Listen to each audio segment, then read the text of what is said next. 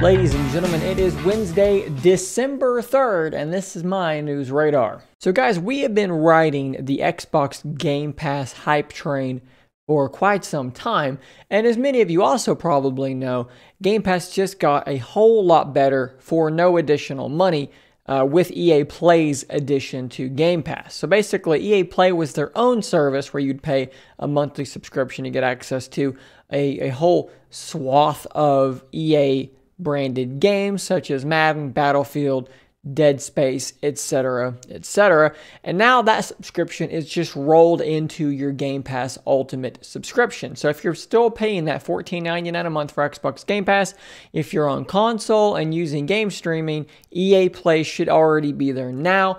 However, if you're on PC like myself, Game Pass is still not out yet because, not all of these games are going to be compatible. We don't really know yet how many games are going to be on December 15th when it actually drops for PC players. Well, that's actually kind of not true because we've got a pretty good looking leak here on the Xbox Game Pass PC subreddit where someone encountered a glitch that allowed them to see what appears to be a full list of the games that are going to be available for you on PC. So let's blow up this image here and we'll go through them and show you what he was able to capture here. So again, this is a rumor. This is, purported to be a glitch that showed these games to this person. So take it with a grain of salt, but it does look legit. So starting here at the letter A, Anthem is going to be part of this. Obviously, Anthem was EA's attempt to cash in on the Destiny-like genre. It didn't go super well, but it'll be there if you want to give it a shot.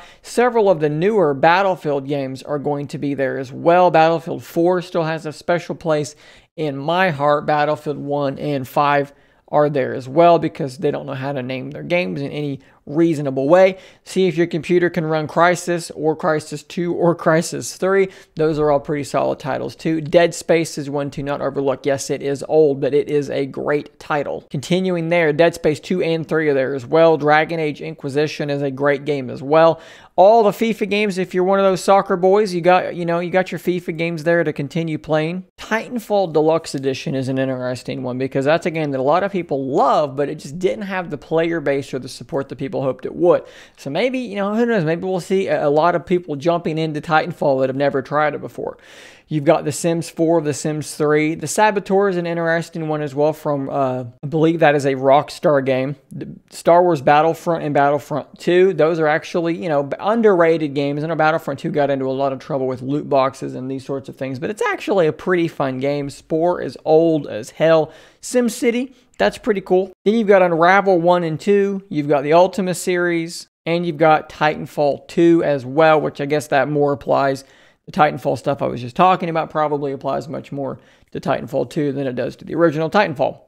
So a little bit odd here because I'm curious if we're missing something because it goes A through D, D through F, and then you've got T, S, U. So there's a gap in there. I don't know if there just aren't any games with those letters, but it just seems kind of like an odd jump there. But at any rate, looks like a pretty good selection of games there. I'm not seeing, what about Madden? You would think Madden was definitely going to be there. So I think we are missing quite a few games there. But bare minimum, probably not a full list, but at least a glimpse at what is coming on December 15th for Xbox Game Pass. And speaking of Xbox Game Pass, we have a pretty good indication here via Twitter from Xbox Game Pass's Twitter account that the hit game Control is going to be coming to Game Pass as well. They posted this nice little, fake email here that reads, "Hey team, I want to start by saying, great work last month. We made so many announcements I could barely keep track. EA Play came to console. The cloud gaming beta library got bigger. Oh yeah, and the Xbox Series X and S finally launched. No big deal. But guess what? We're not slowing down for December. EA Play is coming to PC, and we have a ton of games slated on top of that. We even included Redacted, which our fans won't stop mentioning. That's why I sent you that GIF with the sinister red light. Anyways, you all know the drill by now. Keep all this confidential. Don't try anything cute like screenshotting this email and posting it to Twitter." Well, okay. Doesn't take a genius here to figure out a game with, the sinister red light. They are very likely talking about Control. So it'd be really, really cool to get to try out Control. It's not a game that I purchased when it launched, so probably will give it a shot. Sticking with gaming, the Nintendo Switch got a pretty big update which solves a problem that I don't know how it has taken this long to solve. The Switch has a screenshot function, but it's not super easy to get the screenshots off of your Switch to something else. You can send it to Twitter and then download it, but that's just annoying. Well, now you can actually just use the app and move the screenshot straight to your phone. This actually reminds me of the program that my Sony Alpha 7100 uses to pull pictures off of the camera to your smartphone. You scan a QR code, bada bing, bada boom. Up to 10 screenshots in one video capture can be transferred wirelessly at a time. Kind of insane that it took this long to get functionality like that going, but whatever. Glad that it's here now. Nintendo seems to be a step ahead in some things always, and probably 2 steps behind in some other things always. Let's stick with the Switch though, because on December 8th, Doom Eternal will be launching on the Nintendo Switch. We got this little Switch-centric trailer, which, I mean, it looks a little bit too pretty to actually be Switch gameplay, but whatever. Doom Eternal did review very well, and they already have the first Doom of the, of the sort of rebirth of Doom on the Switch. Currently, they had to really downgrade the graphics quite a bit to get it to run, but it did run just fine, and at the end of the day, they did a really good job of getting it running. Now, I've seen a lot of people on the internet, talking shit about Doom Eternal being on the Switch, saying stupid things like, oh, well, it's probably, here we go, here's a perfect example right here. It's an FPS game. If it doesn't run at 60 FPS, we don't want it. All right, dude, there's a lot of people saying stuff like that on the internet, and maybe in this thread as well. I see another one, he said in 720p and 50 FPS maybe. All right, you're talking about running Doom Eternal on an NVIDIA Tegra chip, okay? The fact that it runs at all is impressive. And, with the first Doom, they had it running at 30 FPS, okay? It didn't look as good, but they pulled it off. At the end of the day, someone announces something like this, people will buy it. People want this. If you don't want it, don't buy it. There's literally no reason to go on the internet and talk like that and say stupid stuff like that and to shit on a game that you don't want. Who cares if you don't want it? If you need 60 FPS, well then buy it somewhere else, but don't shit on somebody else's enjoyment, because some people only have a Switch. So shut the fuck up. And last but not least, here is a small news story that hits a little bit closer to home for me, something that I wish was already a thing. I want it so bad. We have a tweet from Cozy Plains on Twitter, who's been a very reliable leaker, saying Surface Duo in black is expected to be released soon, and international release is following the new release as well. The specs look the same as the Glacier model.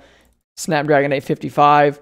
Follow this thread for potential updates. I really want a Surface Duo in black. If you remember, back in the early days, there was seemingly a prototype Surface Duo that was black, and boy, oh boy, it looks so good, and I want it really bad, but whatever. I've already got my Surface Duo, my second Surface Duo. Maybe I don't have a skin on my Duo currently because I'm waiting on some stuff coming in the mail to try out for you guys. So I don't want to put a skin on it just yet until this stuff finally arrives. It's been like 2 weeks since apparently we had a conversation with a maker of some things. So stay tuned for that kind of stuff. Maybe we'll be able to talk about that again soon. But at any rate, Surface Duo apparently coming in black, and an international release coming very soon as well. I know a lot of you guys care a lot about the international release as well. So I'm glad to be able to bring what appear to be some positive, pleasant news to you people. So guys, that's all the news I have for you on this one. Stay tuned for my news radar every Monday, Wednesday, and Friday. And until next time, stay nerdy, my friends. If you enjoy my content, please consider becoming a Scary If Literal member. You'll get access to a whole bunch of emoticons to use with live streams and a shout out on an upcoming video. Thanks as always for your continued support.